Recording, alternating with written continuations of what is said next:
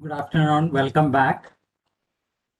We will continue this exercise. I see that some of you have already submitted the answers, but for the sake of others, let me just explain the problem once again. So this is a path planning problem. You want to find a path. So you have a number of cells. I have discretized the object into number of cells. So I've numbered it in so rows and columns. So 1, 1, 1, 2, 1, 3 all the way. And these colored ones are the ones where we want to deposit concrete.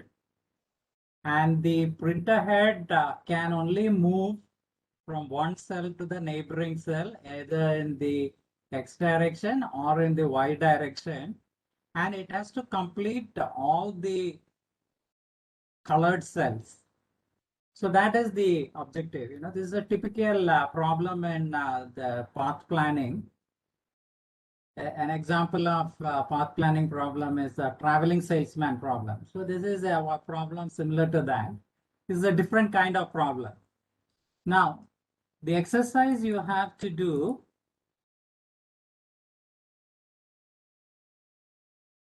first, for this particular problem, I want you to find out what is the path. So you can write down the path, you can give the numbers 11 to 22, 31, and so on. So that is for this particular problem. You find out what is the path the 3D printer can take. For this problem, there is a solution. You know that you can easily verify that. You can easily find that. But there are other shapes where you may not even be able to find a path.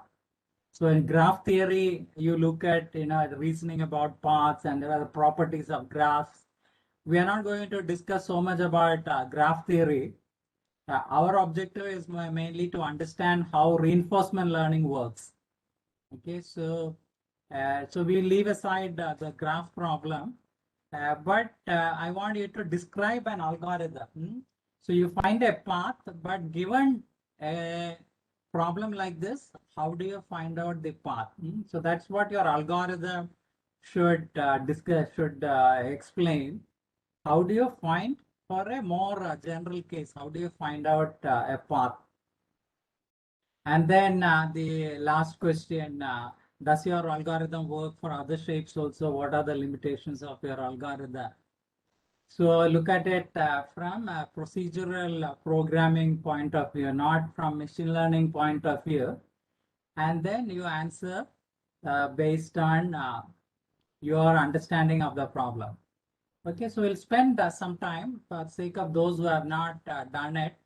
I see that a lot of people have already submitted answers, but we'll spend some time. Others can still think and refine your answers if you like.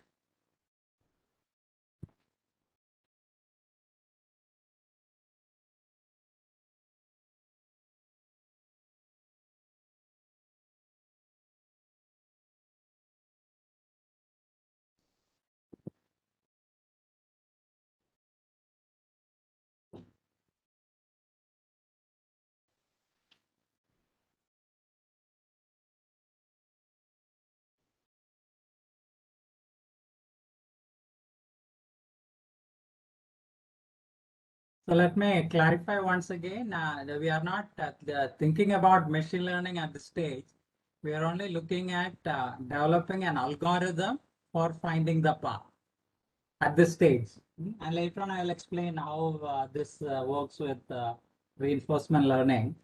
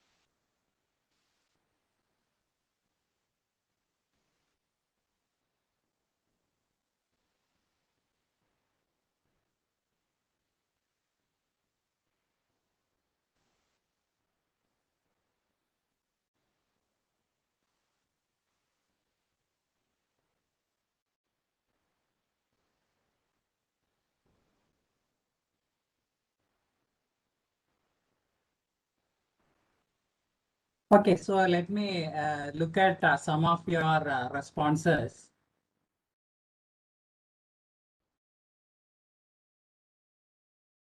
So most of you have got this sequence. So let me check whether this is correct. 11 to 19 to 29. So 11 to 19, you go all the way, yeah, from this end to the other end. And then 29, you come back, 29 to 21. 31 to 35, you come up to this. And then 35, yeah, all the way down to 65, then you go back, right? So this is one possibility. You will see that there are many ways you can do it. There are many possibilities. It's many combinations are possible. And I would think, many of these are variations of this. Okay, so this is for this particular problem, but that's not what we are interested in. We want to have a more general algorithm which can work for every shape, because each object which you are going to print is going to be different, and you want some algorithm which can be applied to any shape and it should be able to find a path. So we are interested in the more general problem. So I asked you to describe an algorithm for this. Okay, we will see those who have written programs tend to write better algorithms. Those who are very new to programming probably, may not know how to write it. But anyway, I want you to make an attempt so you can think in terms of algorithms. Okay? So let us take this one, create a cell, start from cell to cell, and move from step to step towards the outer cell. But you can see that, this is too the vague, it may not work. You might end up in a deadlock. At some point, you might see that you cannot move any further because you have already filled in all the neighboring cells. So it may not work. If you just do it randomly or blindly, it has to have a systematic algorithm. Okay, reinforcement algorithm, learning algorithm, that's what we are going to do with machine learning. That is the next step. Linear regression, I don't know. I don't know how we can apply linear regression in this case. Yes, in computer science, there is the Dijkstra's algorithm, A-star, there are path planning algorithms. But what I wanted you to describe is one of these algorithms which can be applied. Clustering, I don't know how you can do it. Maybe you can do it. If you think probably you can do it. Yeah, then there are some interesting things in identify narrow connection paths. There are so this is a strategy we follow in many combinatorial optimization problems. Sometimes it helps to first find out where are the biggest constraints, the most constrained variables are identified, and you start from there. So I think this is an interesting algorithm. Identify the narrow connection path. Typically, you do it for many combinatorial problems. Okay, so good. You have thought about it, so you have understood the problem. Let me also look at the limitations. Does it work for other shapes? Some people say yes. Some people have identified that algorithm is not general enough. If it is curved, it may not work. Only if Hamiltonian path exists. Those who understood, have learned about graph theory, might have answered this. So that you have also thought about the generality of the algorithm. Okay, so now let me come back to this example. So now let us see how we can do it with reinforcement learning. So this is exactly what the kind of problems that are solved with reinforcement learning. You want to find a sequence of actions, like you play chess or some other board game.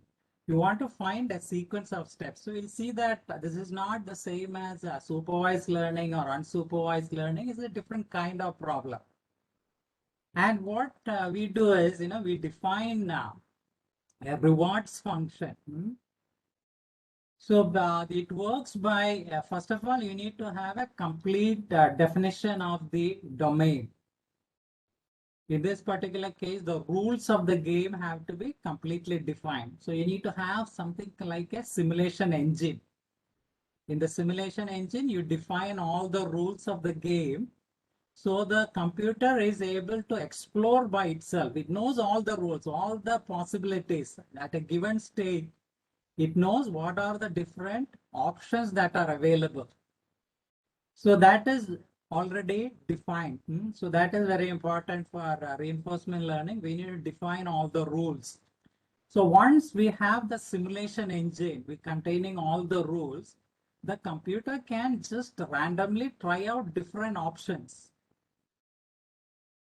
And at each stage, even though we don't know what is the best action at a given stage, after you make a step, after you take an action, you can find out what is the current state, the new state of the system, and you can find out whether it is better or worse. So this is what is done by the rewards function. Looking at the current state, it will give a reward. For example, at the end of the game, you find everything has been done, so you get full reward. Let's say 100 points you get for completing the game. And suppose you fail in between, if there is a deadlock in this particular example. Suppose there is a deadlock, you give the penalty. So there is reward and penalty, but you don't know exactly what steps resulted in the reward or penalty. That is what the reinforcement algorithm does. It tries to figure out how to assign the credits to each of the steps that have resulted in a success or failure. So that is exactly what the reinforcement learning does. So the learning algorithm randomly tries out different options. So maybe you start from here, to start with, you have no idea which is better to move to in the X direction or the Y direction. You randomly take a move and you keep exploring. And when it reaches in a deadlock, you know that it is a bad state, so you have a penalty. So you try to assign credits to all the previous steps you have taken. And at any point, it is a balance between what is called as exploration and exploitation. Exploration is you try out a new step. Exploitation is you make use of the results from previous step. In the previous steps, you might have tried something which didn't work, which has the penalty, so you may not do it. You might have tried other things which have worked, so you might repeat what worked in the past. So it forms more general strategies based on the steps you have taken in the past. And at any given point, it's a balance between exploration and exploitation.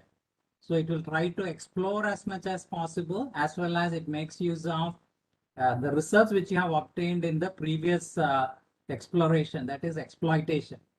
So this is basically how it works. So if you keep trying many times, eventually the algorithm, the simulation engine learns to solve the problem correctly. So that is how reinforcement learning works. Okay, this is just to give you an idea about reinforcement learning. We won't go deeper into the details. It's also a very the hot research topic. A lot of people are working on it.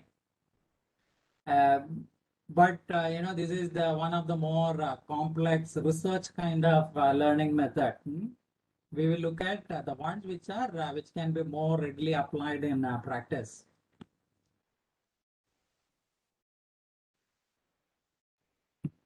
Now we come to some practical issues related to learning. I mentioned that all the learning algorithms tries to find the best hypothesis that explains the data. So this is what we saw from the beginning. So now what are these hypotheses? We saw numerical functions. First exercise you did in pattern recognition, you have a number set of numbers with X and Y values. So we found linear relationship, cubic relationship, inverse relationship. So these are numerical functions.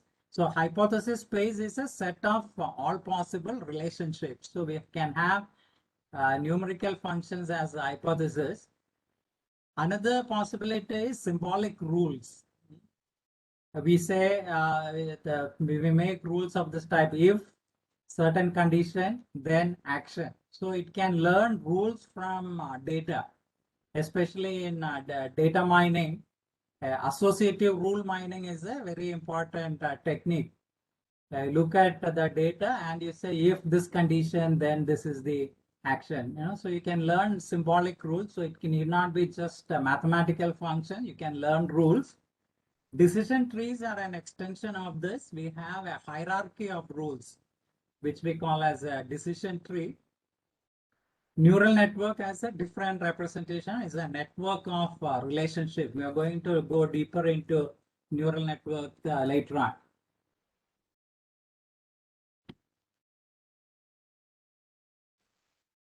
Now, some issues related to learning. We have already seen some of this. We are going to just revise what we have revised and summarize what we have already discussed. The first is the crucial question of generalizability. We saw it from the beginning. Just because we found a relationship which explains the data doesn't mean that that is a relationship that is general enough that can be applied to future problems. Right? We saw that example of in the first example itself, we saw a linear relationship, and I said this is one of the many possible relationships. And in a future data point, you may not have that relationship. So how do we find out whether what we have found is general? It's a general relationship. The other question is about overfitting. I'm going to talk about that in a short while.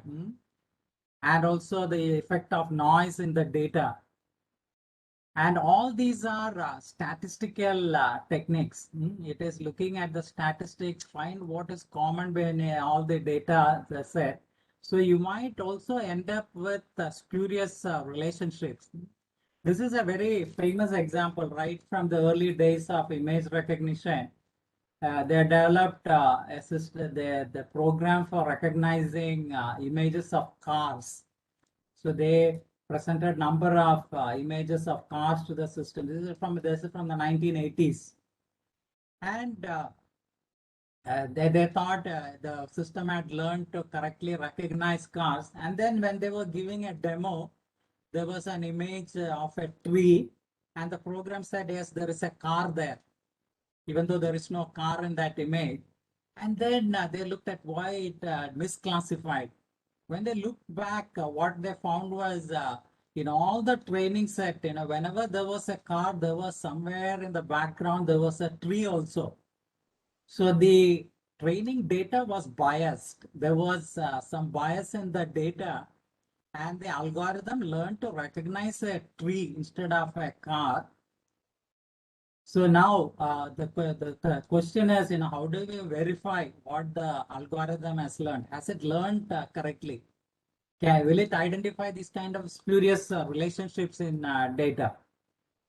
If you search for spurious correlations, you get a website. Somebody in the US has compiled a lot of these spurious correlations in real data. For example, he has shown that the divorce rate in the US is strongly correlated to margarine consumption in the United States.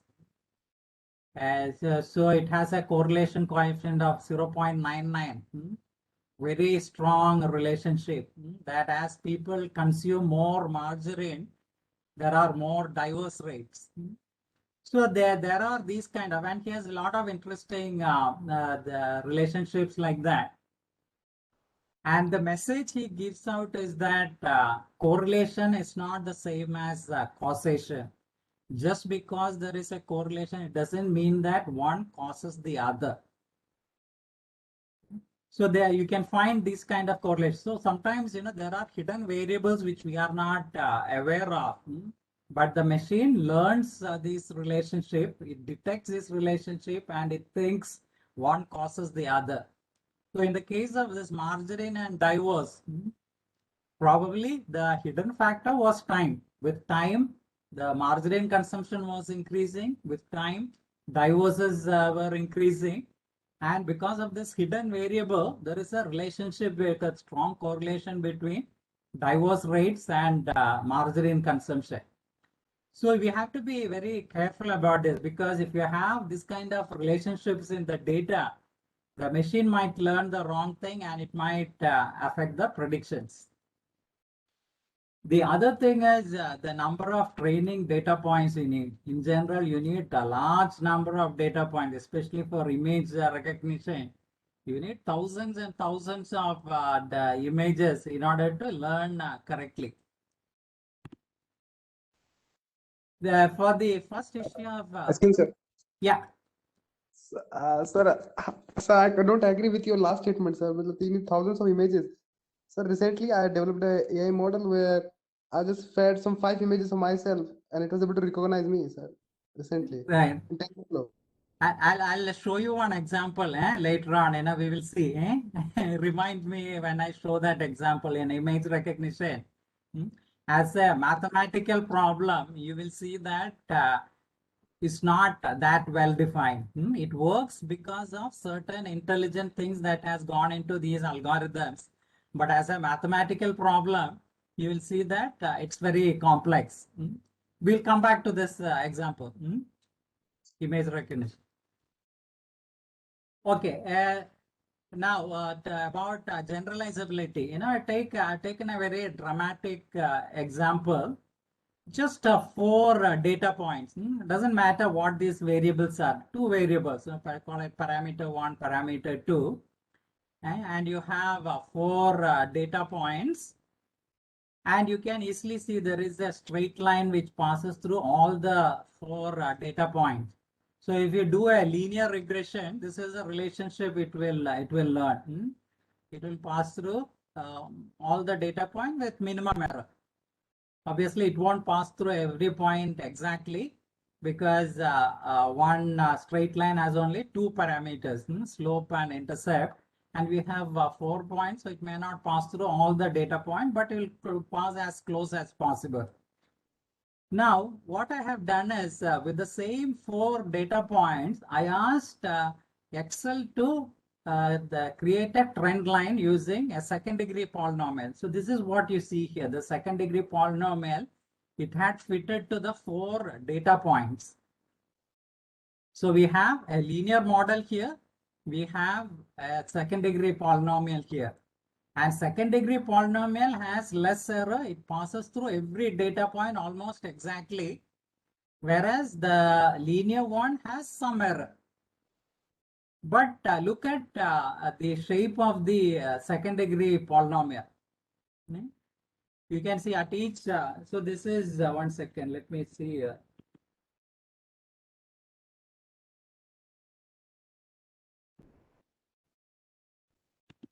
Okay. So you can see, so if you get some point somewhere here at the x equal to 1.5, most likely the value of y, the output variable, should be somewhere here, close to, let's say, 2 or 3. Whereas the second degree polynomial, you are getting a value of something like minus 25. Okay? Similarly, even here, normally we say that interpolation is accurate, extrapolation is less accurate. But with the second degree polynomial, you see that even for interpolation, you can get large errors, because it has fitted a polynomial to pass through every data point, which might even be corrupted with noise. So if you look at the training data, if you look at the error in training data, the error will be very small. Even with the second degree polynomial, if you look at the error in training data, will be very small, because all the data point pass exactly through the curve. But for unseen data, when you select a new data test data point, you will see that the errors could be very large.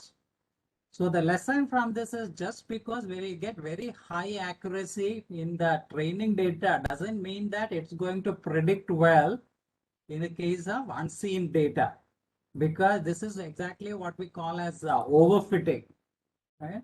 The issue of overfitting. So you develop a model which has overfitted the data and it lacks generalizability, because the fitting might be influenced by the noise in the data, and you can get very large errors at points far away from the training data points. So this is it's an important lesson you have to be aware of. So this raises this question, has it learned correctly? How do you make sure that it has learned correctly? In the case of image recognition, how do you make sure that it has learned to recognize a car and not a tree? This is where I think you have an important role to play. Domain expertise is essential for creating the model, for testing it correctly, and making sure that it has learned correctly. By just using a machine learning toolkit as a black box, you are not going to solve the problem. It might look like it has learned correctly, it is predicting correctly, the errors are very less, but it doesn't mean that it's going to predict correctly. So you need to go deeper into the algorithm, understand exactly how the algorithm works, and you need to select the right model. You will see that there are many different ways in which you can model the problem, and you need to select the right model, and you need to select the right set of model parameters. Only then it's going to work well. And it's also influenced by the number of data points. In statistics, you cannot just use some arbitrary number of data points. They have very the strict guidelines of how many data points are needed. There are requirements on the data points have to be normally distributed and so on. We don't pay so much attention to such matters in machine learning, because people think it will work, whatever might be the number of data points, it will work. But these also have some serious implication on the generalizability and predictability in the case of unseen data. Okay, now let me explain the steps in learning. I mentioned about this idea of training and testing. Training data, if it is supervised learning, you give the input variables and the corresponding output variables, and the algorithm learns a model typically by adjusting the values of some model parameters to fit the data. And then the actual testing is you give only the input and it has to predict the output. So we have seen this idea of training and testing. Today, the morning, Aparna also explained about this. Now, there is one more step in between. It's called validation. Because today we have the algorithms which are quite sophisticated, which have a lot of internal parameters. We call them as hyperparameters. And we need to find out, what is the best value for these hyperparameters. So what you do is we try out some value for the hyperparameter. For an example of this will be the number of clusters. In k-means clustering, we say we want to find out 2 clusters or 3 clusters, but we don't know exactly what is the optimal number of clusters. So you try with, let's say, 2, a parameter value of 2, and then you try with 3.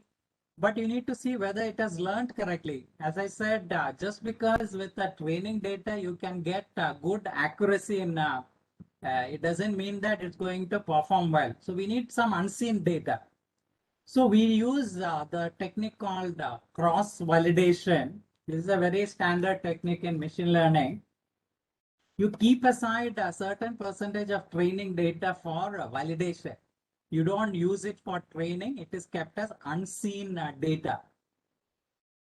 So you keep aside. So if you have, let's say, 100 training data points, you don't use all the 100 for training. Maybe you keep 90, you use 99 for training, you keep aside 1 for testing, 1 for validation. So you try with a certain value for the parameter and you want to find out whether it has learned correctly. So use the unseen data, that 1 point which you have kept aside is used to predict, and you know the answer. You know the question and you know the answer. So you see whether it has predicted correctly. So that is the validation step. Now you want to try another parameter. So you take another 99 data points, you keep aside 1 and you train the model with for the new hyperparameter. Again, you would validate. So you do this step many times and then you find the optimal value for the hyperparameter. So this is the technique of cross-validation. And so among the training data itself, you keep a certain percentage. And if you use some tools, they let you do all this automatically. You can select the number of folds. So there is something called S-fold cross-validation. You divide the data into S folds or S groups, and you keep aside 1 for validation and the remaining S-1 groups for training. And the last one is used to check whether the model parameters are correct. And leave one out scheme is what I mentioned just now, that if you have 100, you'd use only 99. So you have 100 folds, out of which 99 are used for training and 1 is used for testing. So these are some practical things in when you actually use some software tools for machine learning. Any questions so far? Yes, sir. Yeah. Sir, Miss, like you just said, when we see that the accuracy, desired accuracy is achieved, we go for validation first. But how in training, how is the accuracy? Previously, my thinking was like we test our model on 100 samples. If 90 comes out to be correct, it's 90% accuracy. I was thinking like this. Now you're saying at the training step only we get the accuracy. How that comes? Can you repeat the question? I couldn't hear very well. Okay, I mean to ask, when somebody say their model has 90% accuracy, what do they mean? Okay, 95% accuracy, right? So if you are reporting accuracy, it is always for the test data. It's not for the training data. If it is the accuracy in training, we explicitly say in a training accuracy of 95%. What it means is, suppose you have training data and test data. Test data is not given to the algorithm during the training. So let's say you have 100 data points available for training.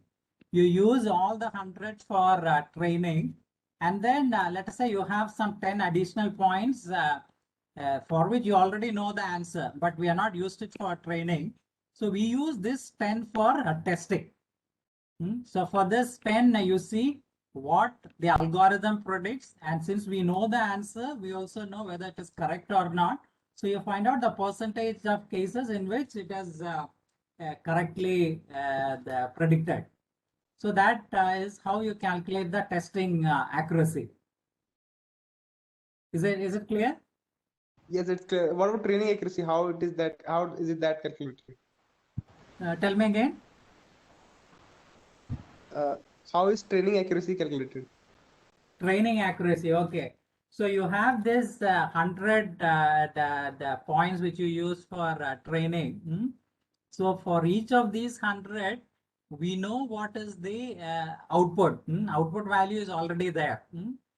And what we do in the case of training is you try to minimize the error, but we won't be able to exactly they get 100% accuracy because even in the case of linear regression, you have seen it may not pass through all the data points, right? So there will be a certain percentage of error in training also. So after it has optimized and using the optimal value for the weight factors in your model, you predict for each data point, you predict what the model gives you and then compare with the actual value. And the difference between the two gives an idea of the accuracy in training. So difference is this idea. So percentage accuracy, like then it's not accuracy, right? Okay, maybe it's a extrapolated word. See, there are ways to find out the accuracy. One is the confusion matrix, right? So where you have the actual values and the predicted values. So let's say if you say there is a cat and the cat is there, that is known as 100%. But if cat is there, but it shows it is misclassified by dog, that means it is not true positive, it is false positive. So in this way, you can measure the accuracy with the help of the metric, which is so-called confusion matrix. So this is the way. As sir told that there are ways to calculate the accuracy. So this is one of the way to calculate the accuracy. What I feel so, sir. Yeah, what you said is correct. I have not introduced the terms confusion matrix and all that. But for a classification problem, this is exactly how it works. We know the correct answer. We know what is the correct class label. We know what it is predicted. And you see whether the predicted one matches the actual value, right? If it matches, you say that you say it is it is accurate. Otherwise, there is an error, right? So typically, you find out what is the percentage of cases where it predicts correctly. That is an indication of the performance of the algorithm. Hello, sir. Yeah. Which accuracy we need to present as a model report? Validation accuracy or testing accuracy? No, validation is an internal process. It is for selecting the model selecting the right model. So validation accuracy is not reported. So you either report the training accuracy, which gives some idea about how good is the fit to the data, and you report the testing accuracy that is using unseen data, how it performed. Right, using data which was not used in training, how it performed, that is the testing accuracy. So typically if they say that it has an accuracy of let's say 95%, they are referring to the testing accuracy, not the training accuracy. So Okay, you'll see, it is both will be reported, training accuracy as well as testing accuracy is reported. Okay. Sir, Yeah. sir, is there any concrete difference between validation data and testing data? Can validation data can be used as testing data and testing data can be used as validation data?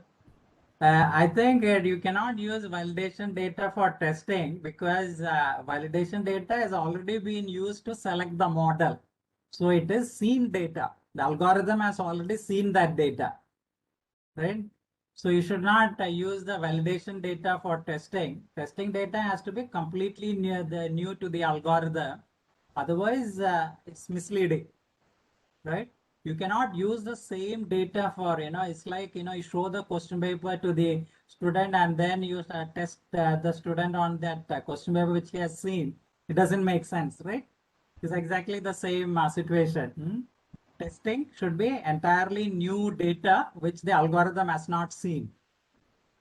But sir, we hold out the some part of the data, the complete data as a testing data. Yeah, And that's an internal process. You hold out for some time, and then we use the remaining to check whether it has learned correctly, and then you repeat the process. So at some stage, it has seen that data. but validation data is also the same type of holdout data only, no? Yeah, it is held out, but during the process of model selection, it uses the validation data. So Okay. the training process includes both selecting the model as well as training the model. So during the time of selecting the model, for example, you want to do clustering with 2 clusters or 3 clusters. So for testing for the performance, the improvement between 2 and 3 clusters, we might hold out some data and use that as unseen data to see which is better, that's at 2 clusters or 3 clusters. Okay. So at some stage, it has the algorithm has made use of the data which is held out. For the performing the evaluation of the performance of the algorithm, it has to be entirely new set of data. Okay, sir. Okay. Okay, so let us move on. Now, something about the application where we can apply this type of learning. So one thing I want to say is if the problem is really simple, there is no point in applying machine learning. For example, if you have a one variable problem, predicting the value of an output variable which depends only on one variable, I think it is meaningless to use the neural network or any other machine learning algorithm for that. There are simple techniques available for that. So the kind of problems where we apply machine learning are really complex problems. You know, for example, I've written a discrete combinatorial optimization problem. You have, there are many such problems. You know, for example, the traveling salesman problem is very famous. You have many different combinations possible. And if you look at the number of possibilities, it explodes, you know, it increases exponentially. So in computer science, you know, you might have heard these terms NP complete, the problems with high complexity. You have large number of combinations. It's impossible practically to evaluate all the combinations. So there are these kind of problems where it's not possible to apply it's not possible to apply algorithms which are definite. We get a the definite answer. So these are the problems where we make use of random numbers, stochastic optimization and so on, where because it's impossible to get the definite answer. So we make use of approximate methods. So these are the kind of problems where we use machine learning because algorithmic solutions are not possible at all. And one particular class of this problem is inverse problem. I'll explain inverse problem with a very simple example. It's a very common example in robotics. Control of a 6 degree of freedom robot. This is a robot which we purchased from a company called MTAP. It is, I think it is a startup in our research park. Maybe I'm mistaken, but we got it's a small company which makes this kind of robot. So this is a 6 degree of freedom robot. Finally, all these robots make use of rotary motion. You have motors which rotate, which can produce rotary motion. And by combining different kinds of rotary motion, you get linear motion. So here you can see there is the end effector tool at the tip of the arm of the robot. And what you typically want to do is, you know, grip. You go to a particular place, use a pick and place it somewhere else. So this is a typical 6 degree of freedom robot which can do picking and placing. So you have a gripper which goes to the location, picks it and puts it somewhere else.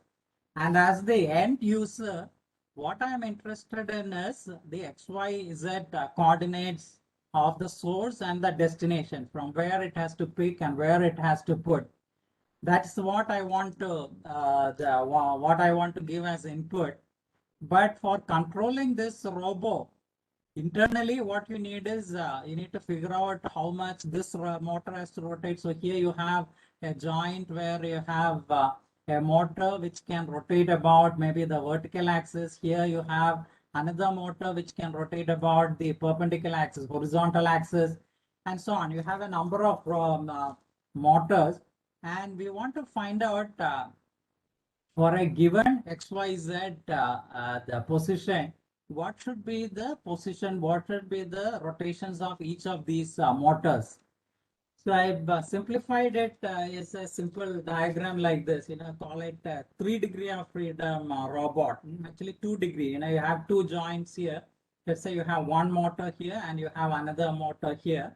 And this can rotate about two different axes, let us say. Now the question is, how do you find out for a given XYZ coordinate of the tip, what should be the rotations? So if you try to do it, you will see that a simple trigonometry, you know the length, you know the angle. If you multiply the length by the cosine of the angle, you get the X coordinate. Similarly, you find the Y coordinate. So once you know given the angle, we can easily calculate what is the XYZ coordinate of the tip. Now you try to do the inverse. So we call it as inverse kinematic. You want to find out, you know what is XYZ, you have to find out what are the rotation. Now you get into a lot of difficulties. You get inverse trigonometric function which have multiple solutions, and then there are positions where there are no solution. There are positions which are not reachable. You get into all kinds of difficulties. So this is an example of an inverse problem. And these type of inverse problems are there in engineering, in many branches of engineering. I take another simple example. Let us say children are playing on the street. They're playing cricket with a hard cricket ball, and they hit it, and the ball hits somebody walking on the street. So maybe, by knowing the weight of the ball, the velocity of the ball, you can predict what is going to happen to that person. Maybe he'll fall unconscious. Maybe, he will get hurt somewhere. But you can still probably predict from the mechanics, by the weight of the ball and the velocity, the momentum, all that, you can predict what is going to happen. So you might say, if the ball hits his head, he might fall unconscious, he might fall on the ground. So that is forward reasoning. Using the laws of physics, you try to predict what is going to happen using the laws of physics. Now, let us look at the inverse problem. Now you see a person lying unconscious on the street, and there is a cricket ball lying nearby. Can you say that he's fallen down because the ball has hit him? That is the inverse problem. You try to infer the cause from the effect. In forward reasoning, we try to find out what is the effect from the cause. Whereas in inverse problem, you try to find out what is the cause given the effect. So this is a very interesting, difficult problem. So what we say is that in general, inverse problems are very unreliable. We cannot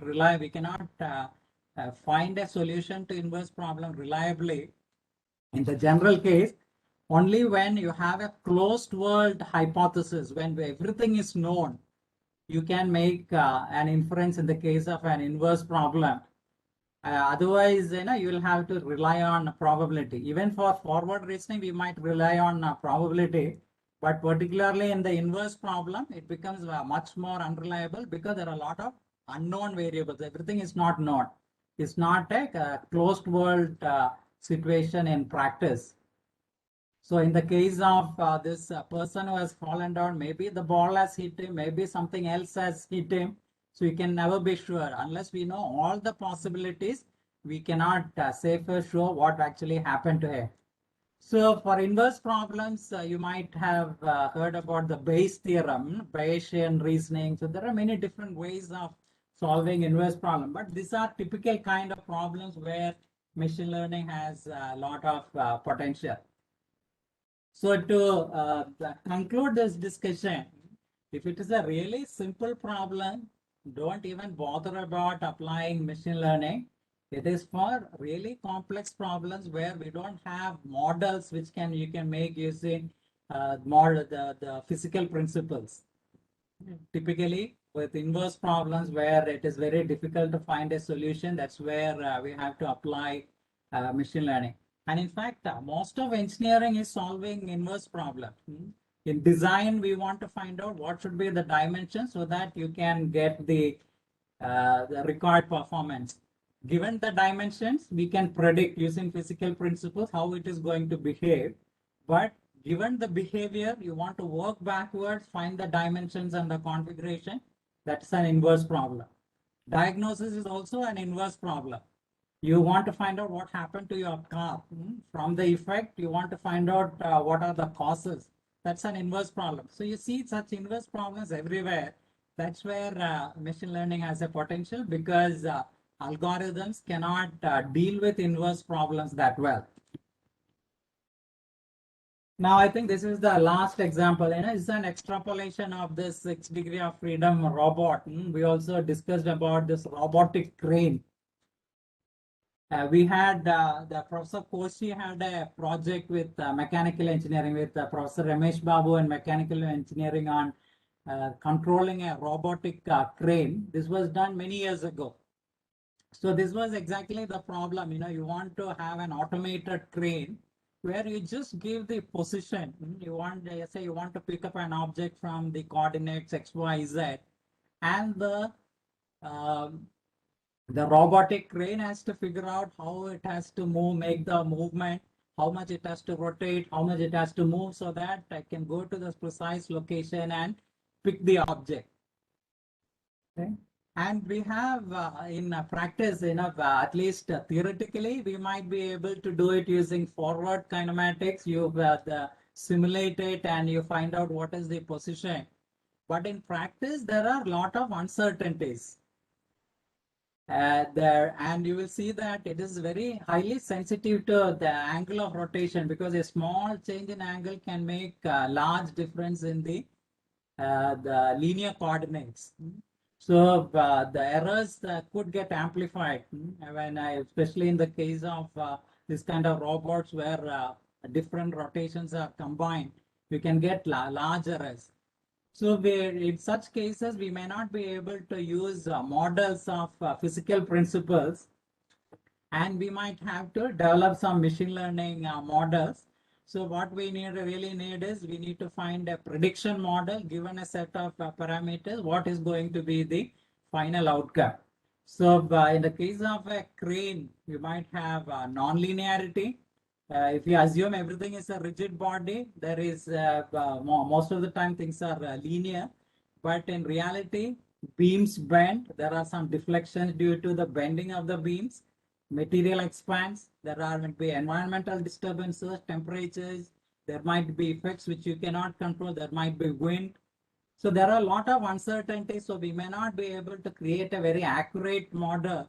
So these are the situations where either you use reinforcement learning or other kinds of learning where we can create empirical models to predict what will be the output for a given set of input. So this is it's an overview of machine learning algorithm. If you want to know more about machine learning, one book, I have a chapter in my book. This is a book called Engineering Informatics, published by John Wiley. There is one chapter on machine learning. It is very basic, just gives you an overview of machine learning algorithm. If you are more interested in mathematics, especially the Bayesian viewpoint, you can read this book, Bishop, Pattern Recognition. It's a classical textbook on machine learning.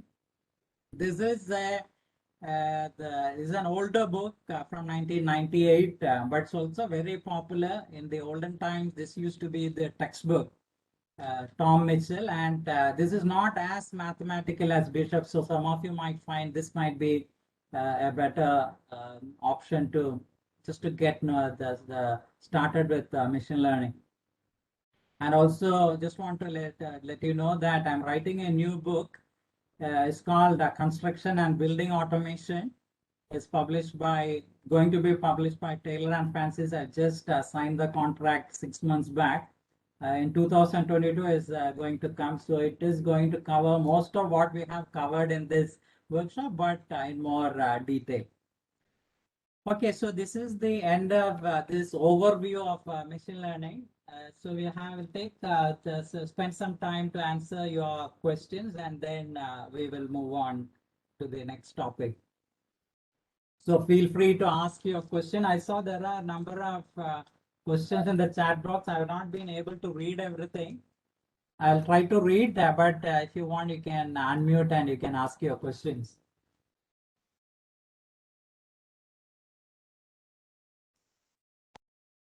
Sir, how do you see this Indian construction industry to execute this robotics into the picture, into the reality actually? Because reality is different, because we as a researcher, we say that, okay, this is the phenomena, this is the enabling technology that we are going to focus on. But the reality is totally different. Right. One says that the adoption is the reality. Second says the mindset is the reality. Third is the investment, right? So probably these are the challenges with respect to the industry and the invest in the research with respect to the robotics. So what is your comment in that sense, so that how we see the picture in the Indian construction industry? Because in Indian construction industry, sir, what I have seen is very few companies are coming to the category of medium, not even large scale industry, but small or medium scale industry. If we do compare with the UK and the US industries, right? So majority of the industry in India is the small scale industries, right? So what is your comment in that sense, sir? Right. I don't know whether I said this in my previous lectures. See, see, this is a question, I get all the time. So my answer is, when it comes to there are two different levels in which today, the Indian industry is operating. One is the high level construction, like the metros, the nuclear, the submarines, the nuclear power stations. That is an entirely different kind of construction. There is already lot of automation in such kind of thing, because I know, because I've been a consultant for a number of these projects. So there is quite a bit of automation, but now the kind of things they are doing, you see that all the equipments are imported, because nobody in India is working on this kind of automation. So for the shipyard, they get Dorman Long, the strand jacks from UK. Because we don't have that kind of system in India, made in India, where they have sophisticated control. Similarly, for the metro construction also, the L&T has been using launching girders, and we have been consulting for a number of metro projects, and most of these are imported. Until for the recent one, for the high speed rail, I think government mandated that everything has to be made in India. So now people are thinking about how we can make these equipments in India with that kind of sophisticated control. Even there, it is limited. It's not fully automated. There is still, there's a lot of manual operations, but there is quite a bit of automation, and it's at a very different level than the small scale construction we see for residential buildings and so on. Now, even in the small scale one, today, there are housing estates which are making, mass housing, large number of units, and they are still going by the traditional ways of construction, whereas there is a lot of potential for prefabrication. You can make components in factories and assemble it, while and you can get huge improvement. Actually, they are not even bothered to do this kind of productivity analysis to determine what you can gain by adopting these. So that is where the problem is. People are not even aware of the potential, and that's the reason why we have been conducting these kind of workshops, because at least people are aware that this can be done. So my answer is for large, high-tech construction, large-scale construction, people are already using automation, but not many people know about it. For the small-scale construction, people are not using it that much, but there is still potential. Unless there are people who are able to do this kind of cost-benefit analysis, we will be stuck with the traditional methods. And personally, I think 3D printing is going to make a big difference once the cost comes down. If you look at the 3D printers were made of plastic, it used to cost quite a lot 10 years ago. It used to be really expensive, but now with about less than 1 lakh, you can get the plastic 3D printer.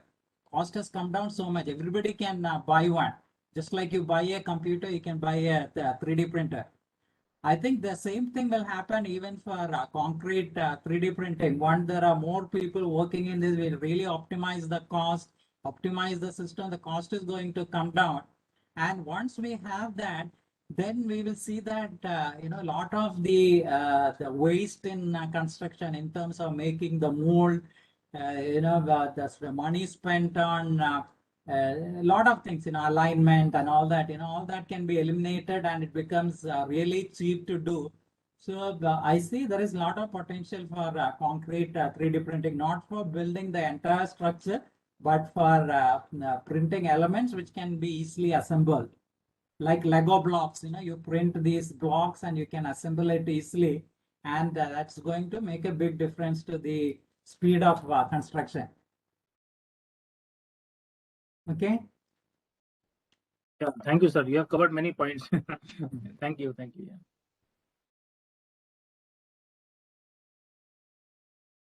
Okay, I think what we will do is, we are not following the schedule which I have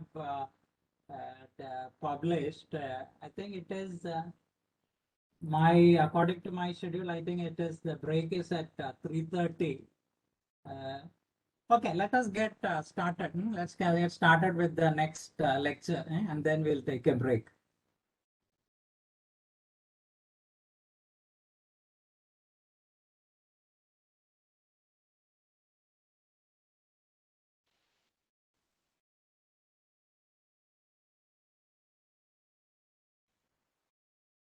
Just 1 minute, I'll get some water and I'll be back.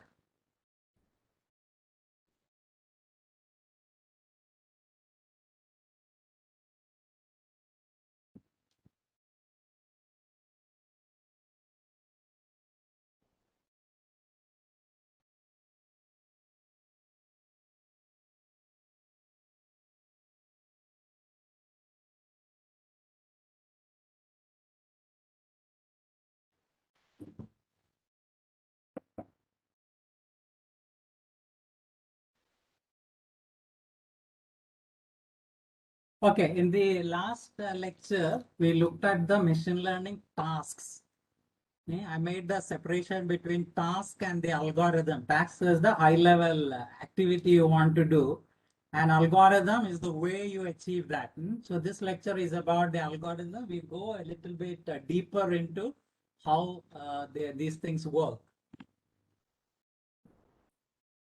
So this is the classification of learning algorithm, which you see in my textbook.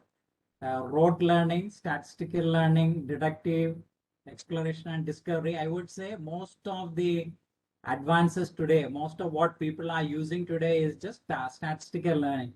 But for completeness sake, I'm also explaining the other kinds. And there might be some applications where you might find these are useful. So anyway, I'm going to discuss all these four. First, rote learning. Rote learning is just remembering things, the things by learning things by heart, like what we do in our school. We learn to count, we learn the letters of the alphabet. All this is just learning by heart. We don't use any logic in remembering this. We just repeat and repeat, and it goes into our head and we never forget for the rest of the life. So that is rote learning. It's not just facts, but we also learn procedures. An example is logarithm table. It's a procedure they learned in the school. Nowadays, people don't even need it. You don't use it. But this is still part of the curriculum. People learn how to look up the logarithm table. So we learn the procedures. So we learn facts and procedures. Did anybody say anything? So we learn the facts and procedures by heart, and the facts are used in the raw form. There is no generalization. Whereas some of the machine learning techniques we have seen earlier, there is an element of generalization. So you can even apply it to situation that's not exactly the same as what we have used it for training. One famous example of rote learning is rule-based expert system. I already mentioned that.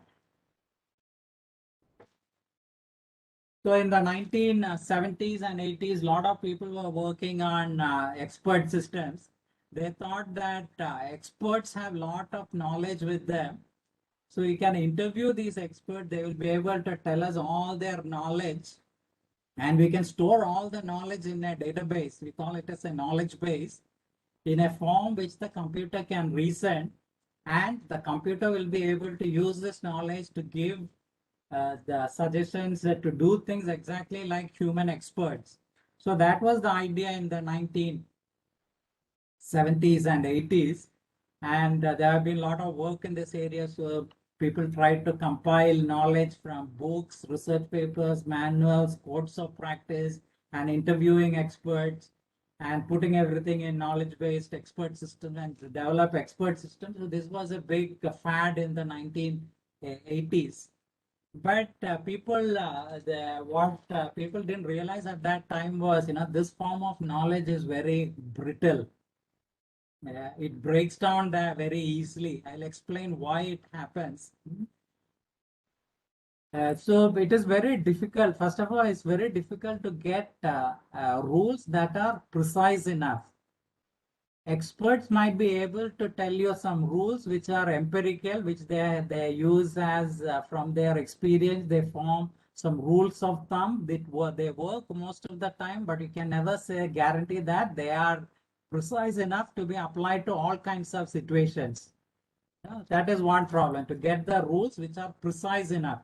Like you put in a programming language, whatever conditions we put have to be exactly the same, because it cannot be changed. It's always going to produce output based on that. But in the case of knowledge-based expert systems, we don't insist on rules that are precise enough, so it might end up with errors, and at some point it will completely break down.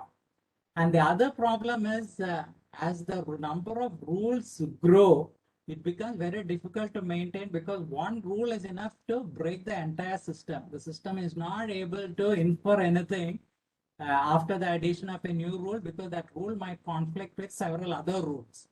So people found that it's very difficult to maintain this type of knowledge, and people lost interest in this area. But even today, there are some systems, for example, for email filtering, you can define rules. If this subject contains this, then you delete the message. So you can give a set of rules which can be applied.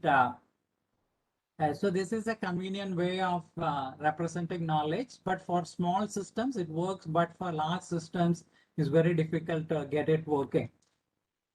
So we saw this example of this Hello World program. So we have a program, the function main, which prints Hello World.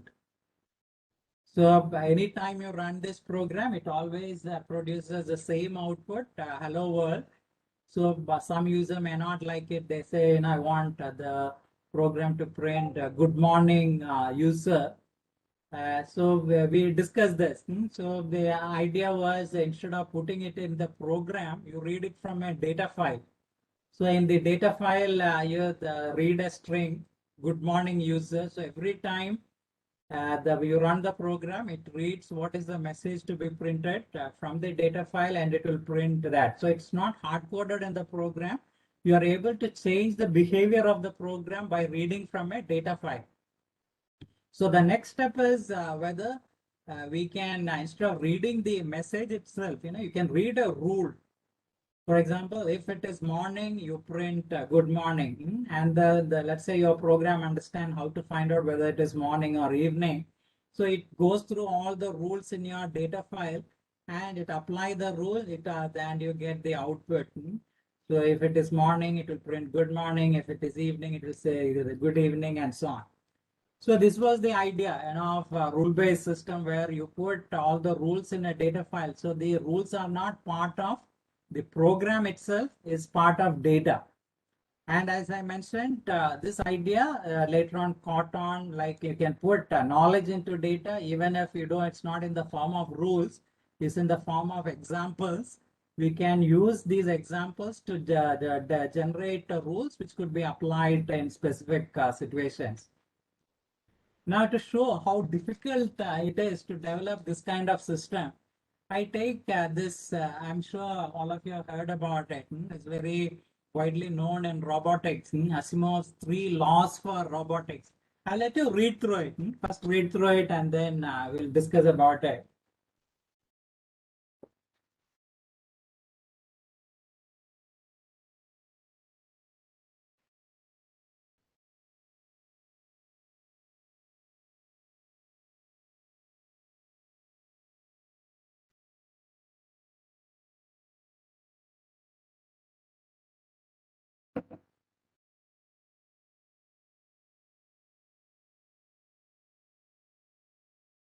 So the first rule is a robot may not injure a human being or through inaction allow a human being to come to harm. Second is, so we have another rule. That is the first rule. So this is the second rule. A robot must obey the orders given it by human beings, except when such orders would conflict with the first law. Third one, a robot must protect its own existence as long as such protection does not conflict with the first or the second laws. So we have three simple looking rules.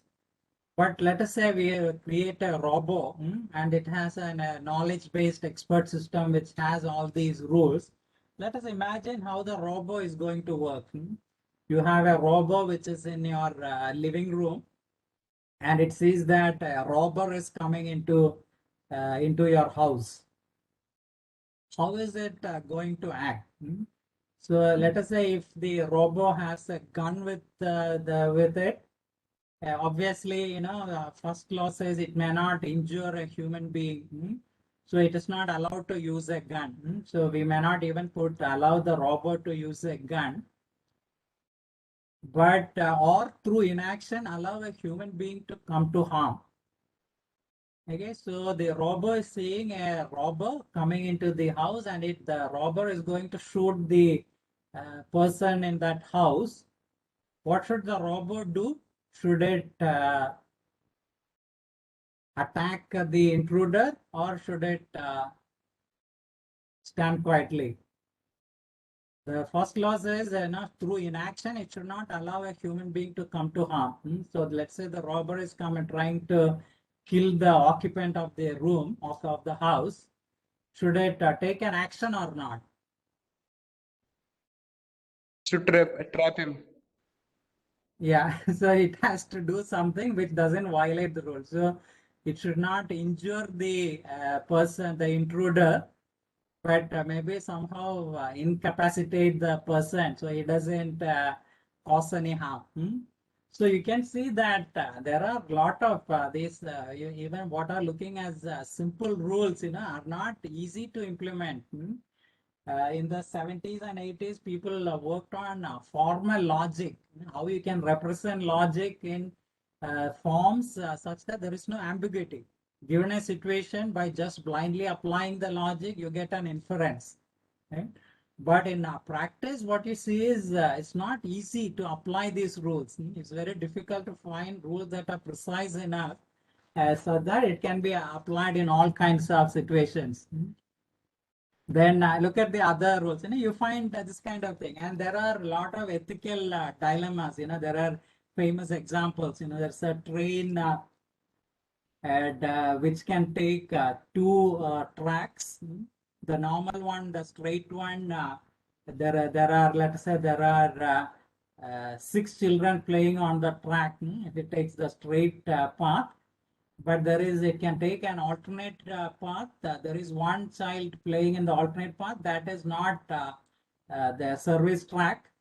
And now the person who is controlling this should decide whether to let the train go straight or take the alternate one.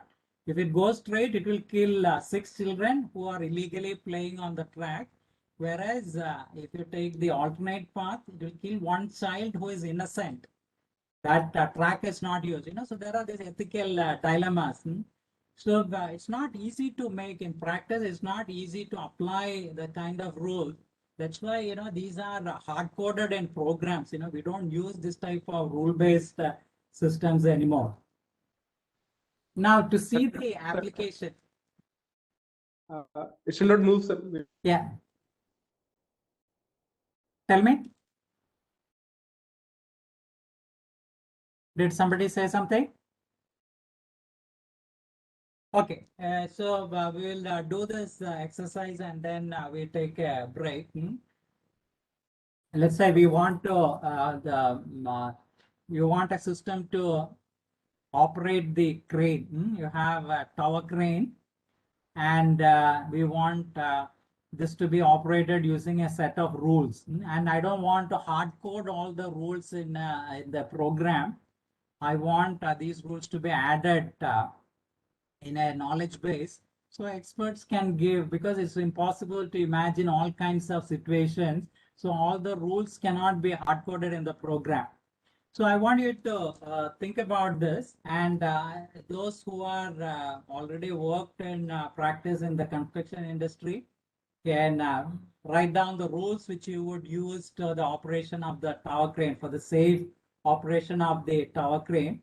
And they also answer this question: how do you take care of conflict in the road? So this is the exercise, just a exercise to make you think about rule-based expert system. So you can go to that website and you can put in your answers.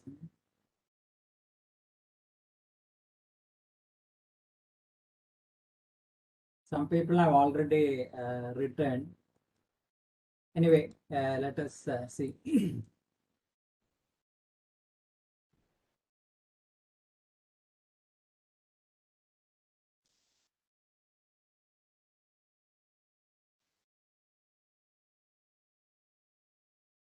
Those who do not have experience can also think about, what are the factors which could affect the safety of the tower crane, and try to form some rules yourself.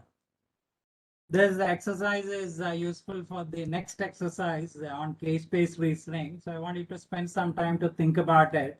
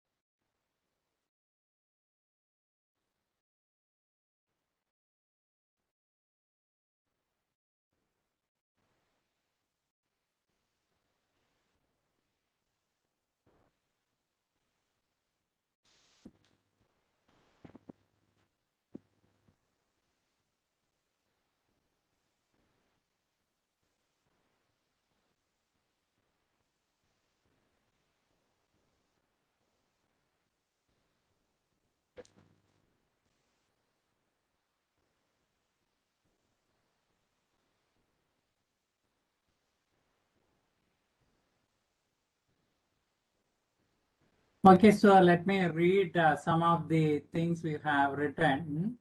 So some of these are not written like rules. I wanted these to be in the form of rules. For example, if some condition, then action.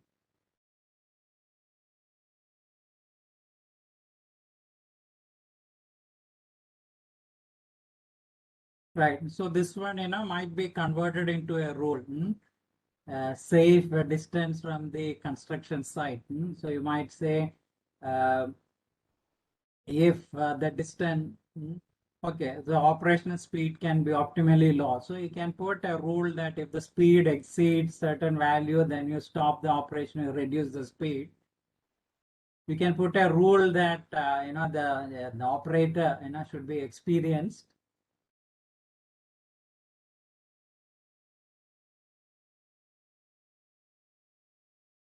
Yeah, wearing safety related. Okay, always the occupational safety and health have very detailed rules governing selection and size of cranes, slings. So these are some of the things which you might add in a rule-based system to check whether all the rules are complied with.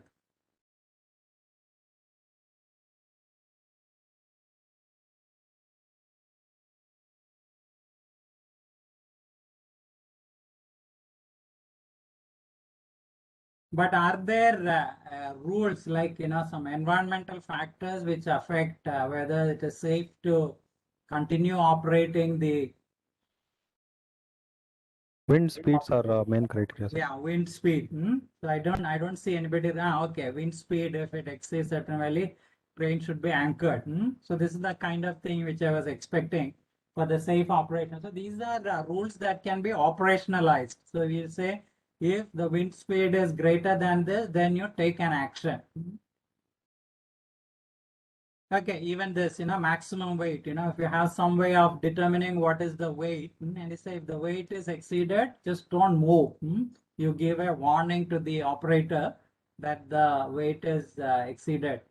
See, there was an accident in Chennai Metro a couple of years back because of the incorrect operation of the launching girder. They forgot, the operator forgot to place the counterweight, and there was an accident, and I think one person died. So this type of accidents could happen, but these can easily be monitored. So if you just put a sensor and see that the particular counterweight is not enough, you can take some action. You can stop it and say that, put a warning to the operator that it cannot be operated. So there are a lot of things that can be done by carefully monitoring the system. I have a question for this. Pardon? I have a question to ask in regards to this. Could this real-time monitoring that you mentioned be synchronized with the BIM model to have the tower crane or even buildings or the structure of the building to have it on a BIM model and synchronize through real-time monitoring, having sensors and see what in action what is happening through the model that is combined on what is happening on site? Is this possible? Yeah, so this is that idea of a digital twin. People are working on it. You create a model with very detailed operations, and you have sensors which provide feedback, and then you compare whether everything is according to your model, and you take. So these are research ideas. Still not applied in practice, but these are very useful. These are things that can be done in the industry to improve the safety.